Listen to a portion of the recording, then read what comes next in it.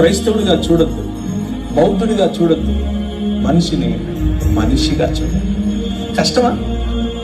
చాలా కష్టం. చాలా ఈజీగా, చాలా కష్టం. మతం తట్టుకోలేదు, బట్టలు చింపేసుకుంటుంది. నిజంగానే ప్రభుని యేసుక్రీస్తుని చంపింది ఎవరు అంటే మతమే కాదా? ఆమె పిలాతు చేతులు కడిగేసుకున్నాడు, నాకెందుకు రా బాబు, లే చంపండి అని అన్నాడు. మతం నిజమైన మనిషిని చూస్తే బట్టలు చింపేసుకుంటుంది. ప్రధాన యాజకుడు అన్నాడు, యూదుల రాజుకు క్రీస్తు ఏమి అన్నావు మీద? అవును, నువ్వు అన్నంటే మనిషి కుమారుడు ఆకాశ మేఘారుడై దిగవచ్చుట నువ్వు చూస్తారు అనంటే ఇంతకంటే ఎక్కువ సాక్ష్యం కావాలని బట్టలు చింపుతున్నాడు.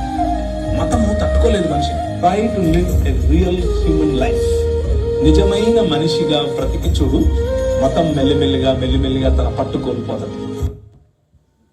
వాడికి అదంతా చూస్తున్నావు కదా, నువ్వేం చేస్తున్నావు అంటే స్టైల్ రా అన్నాడు. నేను చేసేలా అన్నాడు స్టైలు. చూస్తూ అవన్నీ చూసి తెలిసి కూడా తాగుతున్న వాడివి నువ్వు వెర్రాడువా? దేవుణ్ణి నమ్ముకున్న నేను ఆ పాప బంధకం నుంచి విమోచించి అవి తాగితే చస్తావు అని తెలిసి మానేసి నేను ఎర్రున్నామా ఒకసారి చెప్పరా అని అడిగాడు.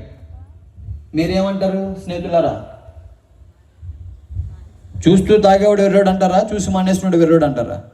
అమ్మా, చూస్తూ తాగేవాడే. నేనైనా గొప్పనని చెప్పట్లేదు, కానీ గతంలో నేను ఎర్రోనని చెప్తున్నాను. మరి ఎప్పుడు వచ్చిందయ్యా మెలకువ అంటే, వెలిగి ఉన్న ఆయన మాటలు ధ్యానిస్తుంటున్నప్పుడు ఏది తప్పో ఏది రైటో గ్రహింపు పుట్టిస్తున్నారు. ఎందుకంటే దేవుడు అన్నాడు, ఆయన వాక్యము ఎలా ఉంటుంది?